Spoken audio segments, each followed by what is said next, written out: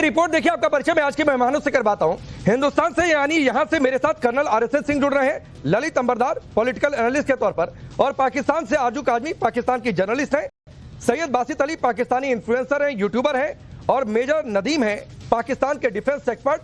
आप सभी का स्वागत है। शुरुआत आरजू आज मैं आपसे करता हूं, और पहला सवाल यही कि अगर पाकिस्तान का फील्ड मार्शल जाकर अमेरिका में कहे कि पाकिस्तान के अस्तित्व पर खतरा तो परमाणु युद्ध में झोंक देंगे, बांध बनाया तो मिसाइल से उड़ा देंगे, तो क्या ये नाकामी साबित नहीं कर सकता कि भाई हिंदुस्तान से हम जीत नहीं सकते हैं, इसलिए परमाणु वाली गिदड़ भभकी? देखिए, सबसे पहले तो मैंने ये स्टेटमेंट की वीडियो नहीं देखी है, तो मैं ये नहीं कह पाऊंगी कि उन्होंने सच में ये स्टेटमेंट दिया है या नहीं, क्योंकि ये इन सोशल मीडिया पर तो जरूर लिखा जा रहा है, लेकिन ज्यादातर जो वेबसाइट्स या जो हैंडल्स हैं वो भारत के ही हैं, और यहाँ पर वीडियो जब तक मैं नहीं देख लेती तो मैं कुछ कह नहीं सकती। हमारे पॉलिटिशियंस तो जरूर इस किस्म की बातें किया करते हैं कि कभी पाव के बम है, कभी हम भारत पे अटैक कर देंगे, और इस किस्म की नॉन सीरियस किस्म की स्टेटमेंट्स। लेकिन मुझे लगता नहीं कि अमेरिका की ही जमीन पर बैठकर जो है वो हमारे आर्मी चीफ जो है या फील्ड मार्शल ये बात कर सकते हैं, इसलिए कि इसका तो सीधा मतलब ये है कि आप जो है वो न्यूक्लियर वॉर की धमकी दे रहे हैं, और अमेरिका तो हरगिज इस चीज को बर्दाश्त नहीं करेगा, और आप जानते हैं कि हम अमेरिका के कितने कंट्रोल में हैं। तो मुझे नहीं लगता कि इतने नॉन सीरियस बात की जा सकती है, और अभी तक मुझे इसकी जैसे मैंने कहा नहीं है। ये तो कई सारे इंटरनेशनल मीडिया रिपोर्ट्स भी है, जाहिर सी बात है वहां से खबर और वीडियो इसलिए नहीं आया कि वहां अंदर मतलब वीडियो कैमरे फोन ये सब अलाउड नहीं था, सिर्फ स्टिल कुछ तस्वीरें सामने आई हैं। लेकिन आपको लगता है कि पाकिस्तान के जनरल इतने सीरियस हो सकते हैं? आपको लगता है? नहीं, मुझे नहीं लगता। मुझे लगता है हमारे पॉलिटिशियन जरूर इस किस्म की बातें कर सकते हैं, इस किस्म की नॉन सीरियस बात की जा सकती है, लेकिन हमारी जो मिलिट्री एस्टैब्लिशमेंट है, मैंने अभी तक उनको कोई इस तरह की न्यूक्लियर वॉर की धमकी देते हुए ऐसी बात करते, वो भी अमेरिका में बैठ के, वो अच्छा, तो मुझे बिल्कुल नहीं लगता। मान लीजिए कहा है, क्योंकि खबर तो है, तो क्या ये नाकामी साबित करता है कि नहीं? नहीं, मैं नाकामी साबित तो तब होगी ना जब आप ये कहें कि उन्होंने ये कहा है। मैं तो अभी इसी बात को नहीं, मैं तो कह रहा हूं कि कहा है। आप नहीं मान रही है तो फर्ज करके बता दीजिए। नहीं, अगर फर्ज किया जाए तब भी इस तरह की बात नहीं करनी चाहिए। अगर इन केस 1% अगर की गई है तो डेफिनेटली ये बात जो है बिल्कुल नॉन सीरियस बात है, और इसको मिच्योर तरीके से नहीं देखा जाएगा। और अमेरिका में भी जहां की सॉइल पे बैठकर अगर इस तरह की बात की गई तो मैं हैरान हूं कि हमारे यहाँ के लोग जो है वो अमेरिका में बैठकर इस किस्म की बात कैसे कर सकते हैं। जैसे मैंने कहा कि अभी तक इसकी ना कोई वीडियो आई है ना कुछ आई है, लेकिन अगर कोई पॉलिटिशियन होता तो मैं तो वीडियो देखे बगैर भी मान जाती कि उन्होंने बोला होगा। ठीक है, लेकिन यहाँ पर ठीक है बात सिर्फ भाई लाल टोपी पहनकर आ गए, लाल खून बहाने की बात हो रही थी, दरिया में तो पानी रुक भी रहा है। ये देखो कहीं लाल टोपी देखकर कहीं कोई मवेशी ना पीछे पड़ जाए पाकिस्तान में। आप दो टोपियों से घबराते हैं, एक मेरी लाल टोपी से और एक आर्मी चीफ की टोपी से, पाकिस्तानी आर्मी चीफ की टोपी से। ये आपका डर है जो आपके अंदर से इतने जल्दी निकल नहीं सकता। इसको निकालने के लिए पाकिस्तान के आर्मी चीफ या वहां के सैनिकों की टोपी से तो हमारे यहाँ गली का डॉट डॉट में नहीं शब्द इस्तेमाल करता हूँ, वो भी नहीं डरता है। 6-0 वो भी नहीं डरता है बासित। 6-0 आप लोग भूल गए हो, 6-0 भूल गए हो। कौन सा 6-0? जो पाकिस्तान के 6 नेट गिराए और इधर का 0, ये 6-0 की बात कर रहे हो। दूसरी बात, और सुनो मेरी बात, आपको ये 2-3 महीने बाद हमने पूरी दुनिया में नंगा करके जलील करके रख दिया। ये इनकी जो है पावर है, ये इनकी ताकत है। बासित केवल यूट्यूब पर वीडियो बनाते हो, पढ़ते लिखते नहीं हो कुछ। ख्वाब में प्लाजा बनाना और दिन में सुबह साइकिल भी। फिर वही बात है, मैंने पहलगाम में था बासित, तब तुमसे कहा था भाई पहलगाम में कि वो दरिया सूख रही है, जाकर वहां पर फुटबॉल खेलो, जो ग्लोब लेकर बैठे थे, भूल गए? नहीं दिया था एड्रेस, नहीं दिया। दरिया सूख रही है, चिनाब पर हाइड्रो इलेक्ट्रिक प्रोजेक्ट पर काम शुरू हो गया है तुम्हारी कश्मीर में। और जो आसिम मुनीर अमेरिका में जाकर धमका रहे हैं, तो भाई आसिम मुनीर को कोई बताए कि एक हाइड्रो प्रोजेक्ट का काम शुरू हो गया, इंटरनेशनल टेंडर जारी हुआ है, 10 सितंबर तक लास्ट डेट है। आपको जनरल साहब के बयान पे आप कह रहे हैं अमेरिका में बयान दे दिया, पहले बयान की वजह से आपके 4 महीने आप जलील हुए, 4 महीने, ठीक है। पिछले बयान की वजह से आप कोई बयान होता ना तो आप कुदरती तौर पे जलील हो जाते। अच्छा, पाकिस्तान जलालत की बात करेगा? ऐसा कोई बयान इस तरह वो नहीं देते, नहीं, गैर जिम्मेदार पाकिस्तान जो हर दुनिया में हर मुल्क में हर जगह जाकर जलील हुआ, वो जलालत की बात करेगा? नहीं, कोई आज दुनिया क्या कह रही है, हमें पाकिस्तान चाहिए। हाँ, दुनिया ही तो कह रही है पाकिस्तान जलील होता है हर जगह, तो डोनाल्ड ट्रंप आतंकी भेज कर साबित होता है। देखो पहलगाम के आतंकी ठोक दिए यहाँ पर ऑपरेशन महादेव में। कश्मीर पर कोई समझौता नहीं होगा, और कश्मीर न सिर्फ पाकिस्तान आर्मी करे ना करे, दूसरे करे, कश्मीरी तुम्हारी रगों से कश्मीर निकालेंगे, ये मैं आपको वादा देता हूं, उस साइड से भी इस साइड से भी। और कश्मीर पे आपको ये झंडा देखो, गौर से इस झंडे को देखो, और इस झंडे से देख के अरे बासित, मैंने कल कहा था भाई टोपी ओपी लेकर पहनकर ना घुमा करो, कहीं पता ना कौन सा सीक्रेट एजेंट कहीं घूम रहा है, टोपी उड़ाए कुछ और ना उड़ जाए। मैं नहीं कहना चाहता हूं, कल भी ये नसीहत दी थी, बासित मत टोपी पहनकर घुमा करो। देखो मेजर भी हंस रहे हैं तुम्हारी साइड के, तो मत कहा करो भाई ऐसी बात। कर्नल आरएसएस सिंह करो, मेरी मान लोगे? आप टीवी पे ही ना आया करो, मेरी मान लोगे? अरे क्या बातचीत करते हो भाई, मैं तो पहलगाम तक होकर चला आया, तब तो धमकी दे रहे थे कि मैं आ रहा हूं पहलगाम में, आए क्यों नहीं? मैं तो 20 दिन रुक के इंतजार किया, नहीं आए, अब रुक जाओ, चलो एड्रेस दिया, देते ना तब एड्रेस। अरे आ जाते भाई, पहलगाम कौन सा बहुत बड़ा है, पहलगाम में आ जाते, आज पहलगाम तो आते हैं, आकर फोन करने की आ गया पहलगाम, जब आना होगा पूरा कश्मीर आए नहीं, इलेक्शन लड़ डरपोक बासित जाकर छुप गया कहीं अपने घर में। मैं कश्मीर में जो इलेक्शन लड़ रहा हूँ वो तुम लोगों के खिलाफ लड़ रहा हूँ, अच्छा इलेक्शन लड़ रहे हो, तबाह करने के लिए इलेक्शन लड़ रहे हो और इंडिया की तबाही। आरजू ने बिल्कुल सही कहा, हिंदुस्तान ने जो पाकिस्तान के नेता कैसे हो सकते हैं, आरजू ने बिल्कुल ठीक कहा, पाकिस्तान के नेता कैसे हो सकते हैं, और इसीलिए आरजू कह रही है पाकिस्तान के नेता तो कुछ भी बोल सकते हैं। खैर on a serious note, colonel RSS Singh America में जाकर परमाणु बम की गीदड़ भड़की, तो एक तो बात साबित हो गया कि भाई पाकिस्तान जीत नहीं सकता है, क्योंकि परमाणु बम की धमकी वही देगा जो जीत नहीं सकता है, और जीत सकते हो तो जंग लड़ो, बोलो कि जंग लड़ेंगे, बात ठीक है। दूसरी बात है कि इसको कैसे देखा जाए, क्योंकि इधर से भी आर्मी चीफ ने कहा है कि भाई युद्ध जल्द हो सकता है, तो जाहिर सी बात है एक क्लैश आने वाले समय में जल्दी देखने को मिल सकता है। नहीं, यहाँ के आर्मी चीफ ने कोई ऐसा पॉलिसी स्टेटमेंट नहीं दिया है। हम एक बहुत परिपक्व प्रजातंत्र है और हमारे यहाँ से कोई ऐसे स्टेटमेंट्स नहीं आते हैं, लेकिन अमेरिकन सॉइल से अगर वो ऐसा बोल रहे हैं तो मुझे कोई हैरानी नहीं है, क्योंकि अमेरिका ने बिल्कुल डेमोक्रेसी का जो है जो फसाड जो था उसको बिल्कुल खत्म कर दिया। अब तो वासीम मुनीर वहां पर क्रिटिकल मिनरल्स का डील कर रहा है अमेरिका के साथ। चाइना पाकिस्तान इकोनॉमिक कॉरिडोर की ऐसी की तैसी हो गई, इट इज ओवर समझे। तो इसी के लिए उसको बनाया गया है, इसी के लिए उसको टुकवाया गया इंडिया से, इसीलिए उसको फील्ड मार्शल बनाया गया ताकि क्रिटिकल मिनरल्स जो है वो चाइना के हाथ में ना लगे, क्योंकि जो आपने जो मॉडर्न वॉर देखा, जो ऑपरेशन सिंदूर टाइप का वॉर है, वो सारा का सारा रेयर अर्थ एलिमेंट्स और क्रिटिकल मिनरल्स पे। तो एक नई तरह की वहां पे जियोपॉलिटिक्स वो चल रही है और ये चलेगा साथ। इसको, इस हकीकत को हमको समझ लेना चाहिए। रही बात परमाणु की, तो हमने सारे रेड लाइंस क्रॉस कर दिए थे। हम तो अभी भी इंडस वाटर ट्रीटी का हमने कहा है कि कोई नेगोशिएशन नहीं होगा अभी। आपके न्यूक्लियर डॉक्ट्रिन में है कि अगर जो वेरियस पैरामीटर वो कंडीशंस है जब वो न्यूक्लियर वेपन इस्तेमाल करेंगे, उसमें ये भी एक इंडस वाटर पर, तो वो तो कर दिया हमने। ठोको न्यूक्लियर वेपन ठोको। लेकिन मैं आपको बहुत जिम्मेदारी के साथ मैं एक बात बता रहा हूं, and I want to go on record कि पाकिस्तान के पास न्यूक्लियर आर्सेनल है ही नहीं। जो वहां पे पड़े हुए थे वो कायराना में और नूर खान बेस में और जकोबाबाद में वो अमेरिका के टैक्टिकल न्यूक्लियर वेपन्स थे, जिसको खुद अमेरिका ने पाया है। They might be having a dirty bomb. एक बात बताओ साहब, have you read about AQ Khan? AQ Khan, was he a nuclear scientist? Nonsense. He was a metallurgist. वो तो सेंट्रीफ्यूज का उसने डिजाइन चोरी करके लाया था। ठीक। आइंस्टाइन साहब, AQ का नाम लेते हुए ना, AQ साहब का नाम 10 बार सोचो। AQ का नाम भी नाम लेते हो, पूरा नाम लो। अब्दुल कदीर खान साहब, उसका नाम सोचने से पहले ना पहले अपनी ऐनक उतारो, तो होश के नाखन लोग क्या नाम ले रहे हो कि वो ये था चोर। तुम लोग हो, सुनो नाम लगाते हो खुद अपनी घर। तुम ये IMF दूसरे की रिस्पेक्ट किसी बंदे की जाहिलियत तुम लोगों में भरी पड़ी है। जाहिल कब से? ये IMF के पैसे का ये ऐनक नहीं है, और ये टोपी, ये पढ़ा लिखा नहीं होता इतना। तू सियासत साइंसदान, अरे मैं तो बहुत पढ़ा लिखा हूँ। भाई खुदा का खौफ करो।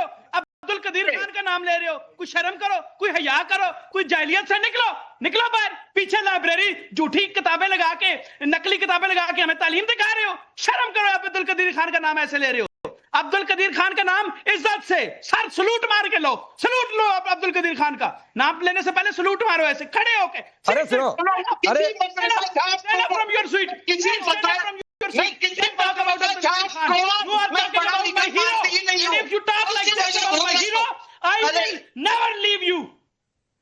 क्या खान को सारे बैठे हैं यहाँ पे। अब्दुल कदीर खान का नाम ऐसे ले रहे हो, चोर कह रहे हो, शर्म करनी आती? और आपने उसका अरेस्ट किया था भाई, नहीं ये बताओ। जैसे चोर उसके पीछे। अरे अब्दुल बासित सुनो भाई, हीरो सर कर्नल सर मैं आता हूँ। अब्दुल बासित कर्नल सर आप मत उलझिए, मैं हिसाब पूरा कर देता हूँ। अरे अब्दुल बासित सुनो, चोर को चोरी कहा जाता है, चोरी की परमाणु तकनीक लेकर आएगा तो उसे सिपाही नहीं कहा जाएगा। तो अब्दुल कादिर खान चोरी था, पर चोरी की परमाणु तकनीक लेकर आया और परमाणु बम बनाया। और सुनो, सैल्यूट करने की बात कहते हो, सुनो बासित सुनो, सैल्यूट करने की बात कहते हो तो हमारे यहाँ का गधा भी सैल्यूट करने ना जाए, लगाने से बंदा हमारे यहाँ का गधा भी सैल्यूट करने ना जाए, हमारे यहाँ का गधा भी सैल्यूट करने ना जाए। बासित इनसे एक बात पूछो कि AQ खान को इनकी सरकार ने हाउस अरेस्ट में क्यों डाला था? सरकार वो चोर नहीं था। Why was AQ Khan put under house arrest? मैं बताता हूं, मैं बताऊं अभी। देखें गलती है, क्यों अरेस्ट किया? गलती है, ये गलती है क्योंकि आपकी जो कार्रवाई, लेकिन सुनो मिस्टेक क्या है मैं बता रहा हूं पूरी बात। किसकी मिस्टेक थी? कि आप जैसे चोर जो बलूचिस्तान से एंटर होते हैं, आप जैसे चोर जो यादव अरे सुनो बासित सुनो, ये जो चोरी की टोपी पहनकर बैठे हो, मैं नहीं जाना चाहता हूँ, रुक जाओ, यही बात है। वो आरजू ठीक कह रही थी, नेता बनने का सपना बासित बैठकर देख रहे हो, लाल टोपी पहनकर पूरा पाकिस्तान रेड लाइन पर खड़ा है, कंगाली पर खड़ा हुआ है, कश्मीर पे, और यहाँ का गधा भी सैल्यूट करने न जाए। लेकिन एक बात है, ये सऊदी अरेबिया के ज़कात के पैसे जो टोपी पहना हुआ है ये। अच्छा सऊदी अरेबिया का ये ज़कात वाली टोपी है। अब ललित अंबरदार, मेजर नदी में आता हूँ, ललित अंबरदार। बासित सुनना, रुक जाओ भाई, रुक जाओ। जो मुनीर ने कहा है ना कि कश्मीर पाकिस्तान के गले की नस यहां से दबा देंगे और बहुत तेज दबेगा, और नहीं चुप हो गए तो तुम्हारी भी आवाज दबाएंगे, तो रुक जाओ, अभी रुक जाओ। कश्मीर ललित अंबरदार, कश्मीर की बात नहीं करनी, मैं फिर बता रहा हूँ, ये झंडा मैं पहनता हूँ, अरे तो पहने रहो भाई झंडा, लाल टोपी पर झंडा, कश्मीर पर नहीं सुनूंगा। पूरा पाकिस्तान लाल निशान पर खड़ा है, मैं कह तो रहा हूँ पूरा पाकिस्तान। ललित अंबरदार, बासित ने भी माना कि हाउस अरेस्ट था। अब अरेस्ट तो चोर की ही होती है। अब्दुल कादिर खान चोर था, चोरी की परमाणु तकनीक लेकर आया, और ये कह रहे हैं कि सैल्यूट तो भाई हमारे यहाँ का गधा भी अब्दुल कादिर खान को ना सैल्यूट करे। गधे क्यों सलूट करेंगे? गधे ही तो नहीं करते सलूट। अरे गधे, सही बात है। मैं क्यों कह रहा हूँ बासित, इसलिए कि आपने सारे गधे चाइना एक्सपोर्ट कर दिए, गधे बचे नहीं तो कहीं हम गधे भेज देंगे आपको, क्योंकि पाकिस्तान उसी लायक है। सुनिए ललित अंबरदार को, पाकिस्तानियों की हालत सुनिए, पाकिस्तानियों की हालत यह है कि रस्सी जल जाती है पर इनका वो बल नहीं जाएगा कभी भी। ये पैदाइशी धोखेबाज, झूठ, फरेब, नफरत के ऊपर इजाद हुआ है पाकिस्तान। 14 अगस्त को उन्होंने हिंदुस्तान अपनी मादरवत के साथ गद्दारी की, पाकिस्तान बनाया इस्लाम के नाम पे, डूबा हुआ है इनका पाकिस्तान। सुनिए, और अब्दुल कादिर जो था ना, ये तो रियायत की थी इंटरनेशनल क्रिमिनल कोर्ट ने, उसको बोला घर में उसको जेल में डाल दो, और पाकिस्तान ये झुक गए थे, बोले कि हमारी तो असमत है, इसको हम कैसे वापस करेंगे, आपको हम उसको अपने जेल में रख देंगे। दूसरी बात, पाकिस्तान को जाना जाता है 3 A's के लिए, A for America, A for Allah, A for army. आज की तारीख में अल्लाह तो इनके साथ है ही नहीं, इस गैरतमंद कौम के साथ तो अल्लाह हो ही नहीं सकता। आर्मी और ए अमेरिका दोनों मिलकर पाकिस्तान का बेड़ा करने के लिए तैयार है। और ये जो मुनीर है ना, ये मुल्ला मुनीर जो है ना, आप उसका फुल टेस्ट देखो ना, नीचे शलवार पहनता है। ये जो रावलपिंडी के अंदर जनरल है, एक शलवार कमीज पहनने वाले, एक विस्की पीने वाले, और ये जो है ना, ये शलवार कमीज वाला जनरल है। जिस दिन इनका आपस में झगड़ा हो जाएगा ना, आप देखिए पाकिस्तान के हिस्से हो जाएंगे। और सुनिए, इनका था ना शेख रशीद ने नहीं बोला था 250 ग्राम के मैं सुतली बम हिंदुस्तान की ओर फेंकूंगा। अच्छा रुकिए, बंद हो जाएगी। अच्छा रुकिए, एक मिनट ललित भाई, एक मिनट सुनो बासित सुनो, मैं नहीं कहना चाहता हूँ भाई, एक तो इतना उछल रहे हो, टांगे कांप रही है क्या? इनको दवाई पिलाओ, नहीं पिलेंगे। तुम्हें पानी पीना है, ये देखो पानी लेकर बैठा हूं, देख रहे हो? बोतल। वाह यार, पानी पे तो चाहिए क्या? मैं शुरू करूं पूरी डिटेल? चाहिए क्या? ये सांप है, सिंधु का पानी तो खत्म हो रहा है, कहो तो ये बोतल का पानी भेजूं? क्योंकि पाकिस्तान इसी के बल पर चलेगा। कहीं आधी इकोनॉमी ने डूब गया पानी लेने के चक्कर में। पहले तुम्हें अमेरिका के सांप ने काट दिया डोनाल्ड ट्रंप की शक्ल में, अब चाइना का सांप तुम्हें काटेगा। भाई बात ही सुनो, कराची एयरपोर्ट पर खड़े होकर लोगों ने वीडियो बनाया कि पानी नहीं है टॉयलेट में भी। की बात तो करो, पीने के पानी की बात तो छोड़ो, आजू ने भी वो तस्वीरें देखी होंगी, लोग कैसे कराची एयरपोर्ट पर खड़े होकर वीडियो बना रहे हैं कि भाई यहाँ तो पानी भी नहीं है टॉयलेट में। आपके तो खबरें थी, कराची पोर्ट उड़ा के रख दिया हमने, उड़ा देंगे। हमने बाबा जी उड़ने का इतना शौक है, कुछ भी नहीं किया तुम लोगों ने। तो जिस तरह वो मुल्क भीख में गया पाकिस्तान, उसी तरीके से उड़ा देंगे किसी दिन कराची भी, अगर उसको वो नौबत आ गई तो। अलबत्ता हम इरादा नहीं रखते हैं उड़ाने का, लेकिन नौबत आ गई तो उड़ा देंगे। अब मेजर नदीम, रुक जाओ भाई बासित, रुक जाओ, मुझे पता है अभी इतना उछल रहे, मुझे पता है, डर लग रहा है। पाकिस्तान ये पॉलिटिकल करियर जो सोच रहा हूं वो खत्म ना हो जाए शुरू होने से पहले। पाकिस्तानी काबिलियत है, अपने आप को खुद तबाह करेंगे। Yes major Nadeem, Bangladesh east Pakistan कहां गया? ठीक है, ईस्ट पाकिस्तान कहां गया?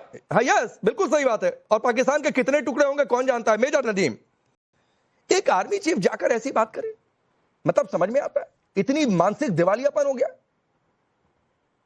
देखिए अल्हम्दुलिल्लाह, ये जो भी बातें आप कर रहे हैं, अगर हिंदुस्तान में इतना ही दम होता और पाकिस्तान इतना ही कमजोर होता जितनी आप लोग बातें कर रहे हैं, तो अब तक ये जिसको आप कश्मीर कहते हैं जो पाकिस्तान के पास है, तो ये अब तक ले चुके होते आप। ले लेंगे। जिस तरह की आप अपनी फौज की तारीफ और पाकिस्तान की जो गुर्बत दिखा रहे हैं, ठीक है, अगर ये इतने ही होता जैसे साहब ने कहा, सिंह साहब ने, कि पाकिस्तान के पास तो बम ही नहीं है, न्यूक्लियर बम ही नहीं है। अल्हम्दुलिल्लाह पाकिस्तान इस वक्त दुनिया की 8वीं न्यूक्लियर पावर है, ठीक है, हर तरह का न्यूक्लियर मिसाइल हम बना रहे हैं, ठीक है। अब्दुल कदीर खान साहब के बारे में भी इन्होंने बात की, बिल्कुल ठीक है, वो मेटलर्जिस्ट थे, उन्होंने उसका एक ब्लूप्रिंट हासिल किया और पाकिस्तान ने उसको एग्जीक्यूट किया। आप देखें ईरान के पीछे 20 साल से अमेरिका लगा हुआ है। अल्हम्दुलिल्लाह पाकिस्तान ने बहुत तरीके से और पूरी दुनिया के सामने ये बनाया। और मैं ये एक बात नहीं कर रहा, देखिए राजीव भाई, जब भी इंडिया ने कोई एक्शन किया, पाकिस्तान ने बहुत अच्छे तरीके से उसका रिस्पांस दिया। हमने हमेशा रिस्पांस दिया। आपने न्यूक्लियर बम बनाया, हमने आपको न्यूक्लियर बम बनाया। आपने मिसाइल टेक्नोलॉजी बनाई, हमने मिसाइल टेक्नोलॉजी बनाई। आपने तेजा बनाया, हमने JF-17। तो इसका हक को हमें क्रेडिट देना। मेजर नदीम, दूसरी बात, इस तरह की बदतमीजियां करने के आप बात बड़ी अच्छी कर रहे हैं। पहली बात सुनिए सर, आपने कहा ले लेते जाना चाहिए, तो पूरा पाकिस्तानी दिया हुआ है, वो तो भीख में गया हुआ है। पीओके लिया, पीओके जिस दिन उसका सही समय आया ले लेंगे। और दूसरी बात है major Nadeem, colonel RSS Singh ये खुद मान रहे हैं, पाकिस्तान में नकल के अलावा कुछ नहीं है। चोरी की परमाणु तकनीक ठीक है, भारत ने ये किया ठीक है, चांद पर भी पहुंच जाओ, मंगल पर भी पहुंच जाओ, हम तो वहां पर भी पहुंचे हुए हैं, केवल झंडे में चांद लगाओगे। दो तीन चीजें मैं क्लियर, मैं 1 मिनट सर, 2-3 देखेंगे कि पाकिस्तान में आपने मुझसे पूछा ना, ठीक है major Nadeem, colonel RSS Singh को सुनिए। पाकिस्तान में सोशल मीडिया चलता मिलेगा और फेक नहीं होगा आप लोग की तरह। अरे सर आपका तो पूरी सरकारी फेक है। आपके डिफेंस मिनिस्टर कहते हैं कि जेट गिरा है, कहां से देखा, क्या पता चला, सोशल मीडिया से पता चला कि हमने जेट गिरा दिए, तो पूरा पाकिस्तानी फेक है। रुक जाइए कर्नल RSS सिंह, ठीक है मेजर नदीम। देखिए एक बड़ा अच्छा सवाल इन्होंने पूछा कि आप POK क्यों नहीं ले लेते हैं। ये क्या था कि POK का जो इलाका है वो अंग्रेजों ने इनको दिया था, पाकिस्तान ब्रिटिश का क्रिएशन था, ठीक है ना। उस समय जियोपॉलिटिकल हालात थे, वो सेकेंड वर्ल्ड वॉर हुआ था, सोवियत यूनियन का खतरा था, उससे पहले रशियन ग्रेट गेम था, इसलिए पाकिस्तान बनाना जरूरी था। उसके तहत एक फिक्स्ड मैच हुआ अंग्रेजों के बीच में और इनका POK इनको पास चला गया। जियोपॉलिटिकल हालात बदल रहे हैं, भारत बदल रहा है, आज चौथी बड़ी इकोनॉमी है दुनिया की, और इंतजार कीजिए अगर ट्रंप और पाकिस्तान में मुनीर अगर पाकिस्तान को बेच सकता है, ये भी एक बहुत बड़ा जियोपॉलिटिकल डेवलपमेंट है, तो इंतजार कीजिए इसका। दूसरी चीज देखिए, एक मिनट सर, एक मजहबी जुनून, ये डोनाल्ड ट्रंप साहब की सुन लो एक मिनट, अगर आपके लाइव नहीं मजहब नहीं, एक ऐसा मुल्क है जनाब के जहां पे कह रहे हैं एटम बम भी चोरी हो सकता है। बातें सुनो ना भाई, मतलब कॉमेडी चैनल नहीं है, मुझे पता है यूट्यूब पर कॉमेडी के अलावा कुछ नहीं करते हो। ट्रंप साहब हंस रहे हैं आप पे, हाँ बिल्कुल सही बात है, ट्रंप साहब हुए कि बासित जैसे आदमी का फोन उठा रहे, अभी आजू से सुनवाता हूँ, रुक जाओ, अभी रुक जाओ बासित, रुक जाओ, पहले कर्नल आरएसएस सिंह को सुनो, रुक जाओ, हंसते रहो, ऐसे सिर्फ आंखें बंद करो, शर्म से आंखें बंद करो, रुक जाओ, मुंह पर हाथ रख के रखो। गांधी जी के 3 बंदर सुना है कि नहीं सुना है? वैसे ही आंख नाक कान बंद करके रखो। कर्नल आरएसएस सिंह को सुनो। मजहबी जुनून से और हिंदू नफरत से हथियार नहीं बनते हैं, परमाणु बम नहीं बनते हैं। मदरसे का पढ़ा हुआ व्यक्ति कभी वो कोई चीज बना ही नहीं सकता है। ये आप चाहे कहीं का मजहब पे बात ना करें, ये तौहीन कर रहे हैं मजहब की तौहीन ना करें, मदरसे की तौहीन ना करें, मदरसे की तौहीन करेंगे इंडिया में मारे जाएंगे, मैं आपको बता रहा हूं। भाई रुक जाओ, मरकज सुभान अल्लाह जाकर देखो क्या हुआ पड़ा हुआ है, मरकज सुभान अल्लाह जाकर देखो, और ऐसी मस्जिदें मदरसे बनाओगे जहां पर आतंकी पालोगे तो उड़ा दिए जाएंगे। मजहब की तौहीन नहीं हो रही है, लेकिन मजहब की आड़ में छिप के अगर आतंकी हेडक्वार्टर चलाओगे और सोचोगे कि ठोका नहीं जाएगा, तो जहां रहोगे वहीं ठोका जाएगा। आप रुक जाओ, अच्छा ये बात चुप नहीं होगा, थोड़ा सा इनके गले की नस दबाइए, बातचीत के थोड़ा सा गले की नस दबाइए, आवाज इनकी डाउन करिए, कर्नल आरएसएस सिंह को बोलने दीजिए। दूसरी बात, थोड़ा सा इस बात को समझ लीजिए कि आपका आर्मी चीफ ने कहा कि कश्मीर तुम्हारा जगुलर वेन है। कश्मीर आपका जगुलर वेन नहीं, Balochistan is your jugular vein. Balochistan के ऊपर में आपका देश बिका है। अगर आपने बेचने से इनकार किया, जो आपने सुनिए आपने बेचने से इनकार किया, तो जो बाहर की ताकतें हैं वो बलूचिस्तान को अलग कर देगी। तो आपका जगलर वेन जो है, आपका जगलर वेन कश्मीर नहीं बलूचिस्तान है। जब प्रायोरिटीज गलत होंगे तो जैसे सिंदूर में आप ठुके हो वैसे ही ठुकते रहोगे। इस बात को आप समझ लो। आप ठीक है, बलूचिस्तान बाद में बात करो। अरे रुक जाओ ना बासित, रुक जाओ। आरजू काजमी क्यों रुकूं? आरजू काजमी आ रहा हूँ, बस 1 मिनट और दे दीजिए, आ रहा हूँ आपके पास। आरजू काजमी हंसी आ रही है, ये बासित नाम के आदमी को देखकर लाल टोपी पहनकर पूरा पाकिस्तान लाल निशान पर खड़ा है, ये बासित को समझ में नहीं आ रहा। नेता बनने का शौक का यूट्यूब चलाकर देखते हैं ये। देखिए मुझे आई डोंट नो कि ये आप कौन से पैनलिस्ट बुलाते हैं कि जो दूसरे की बात सुनते ही नहीं, सही हो या गलत दूसरे की बात तो एटलीस्ट सुननी चाहिए। लेकिन यहाँ पर ये जरूर है कि जहां तक डॉक्टर कदीर खान की बात हो रही थी, तो डेफिनेटली उनको पाकिस्तान की गवर्नमेंट ने ना सिर्फ ये कि हाउस अरेस्ट किया था, बल्कि उनका नाम ECL के अंदर भी था, वो मुल्क से बाहर नहीं जा सकते थे। और जाहिर है कि उनको कहीं ना कहीं से अमेरिका या कहीं से ऑर्डर्स आए थे जिसकी वजह से ये सब कुछ हो रहा था। तो ये कोई ढकी छुपी बात नहीं है कि वो हाउस अरेस्ट थे, और यकीनन किसी वजह से ही हाउस अरेस्ट थे, और उसके बाद पूरी लाइफ वो हाउस अरेस्ट रहे और कभी ECL में नाम के वजह से कहीं बाहर भी नहीं जा पाए। बहुत अच्छी है यही चीज जो है ये यकीनन पाकिस्तान आ नहीं सकता। बाकी रह गया न्यूक्लियर वेपन्स का, न्यूक्लियर वेपन ने पाकिस्तान को इतनी हिफाजत नहीं दी है या इतनी प्रोटेक्शन नहीं दी है जितना हम उसे संभालते रहते हैं। कहीं ईरान ना ले जाए, कहीं सऊदिया ना ले जाए, कहीं अमेरिका ना ले ले, इतनी हिफाजत जितनी हम कहते हैं ना, हमारे यहाँ जो कहा था कि घास खाएंगे लेकिन एटम बम बनाएंगे, तो डेफिनेटली तुम चुप करके बैठो, जस्ट शट अप, ओके? मैं तुम्हारे बीच में नहीं बैठी। तुम दूसरे चैनल पे जाके तुम कुछ शर्म कर जाओ, हिंदुस्तान पूरा देख रहे हैं, वो लोग भी आगे से दलील करते हैं। कैसी बात अपने मुल्क के लोगों के साथ प्लीज डिबेट नहीं हो सकती। रुक जाइए आरजू, मैं तरीका बताता हूँ, तरीका है आरजू उसका। जरा इनके गले की नस दबाइए, इनकी गले की नस दबाइए ताकि आवाज डाउन हो। यस आप ठीक है, बासित ऐसे बोलते रहो, अच्छे लग रहे हो आप।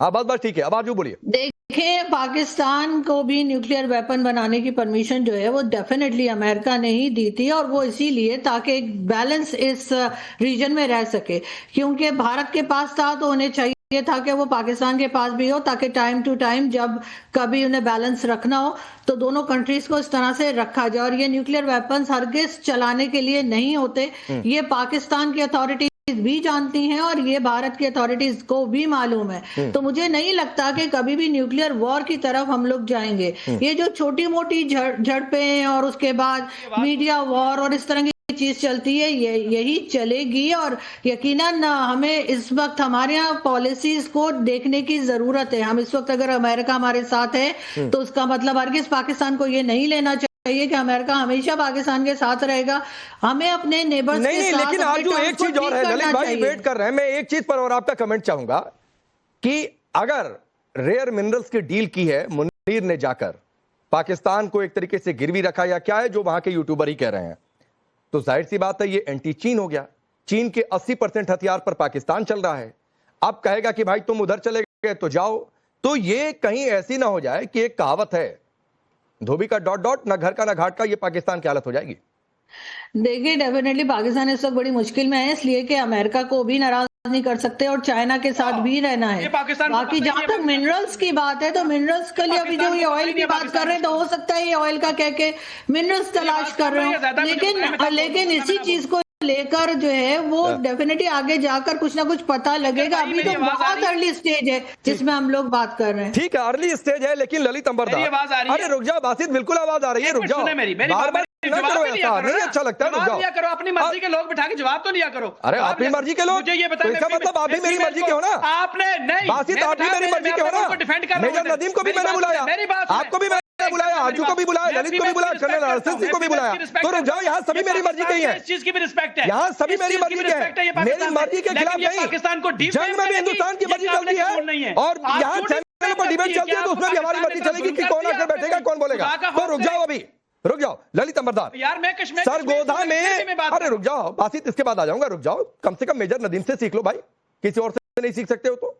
आरजू बुरी लग रही होंगी, कम से कम अपनी आर्मी से सीख लो। मुझे बुरी क्यों लगेगी माशाल्लाह? नहीं ठीक, हाँ रुक जाओ, हाँ रुक जाओ ललित अंबरदार, सरगोधा को लेकर बड़ी खबरें आई, वहां ब्रह्मोस मिसाइल गिरी, सोशल मीडिया पर चल गई, हालांकि इसकी पुष्टि तो नहीं हुई कि भारत ने उस जगह पर अटैक किया जहां पर इनका सो कॉल्ड परमाणु बमों का जखीरा है, ऐसी सोशल मीडिया पर बहुत चर्चाएं चली और भारत ने भी यह कहा कि यह परमाणु वाली धमकी नहीं चलेगी। प्रधानमंत्री हो, सरकार की ओर से बार बार कहा गया कि हमने न्यूक्लियर थ्रेट को न्यूट्रलाइज कर दिया, उसके बावजूद इस तरीके की बात, सरगोधा लग रहा है दिमाग से उतर गया।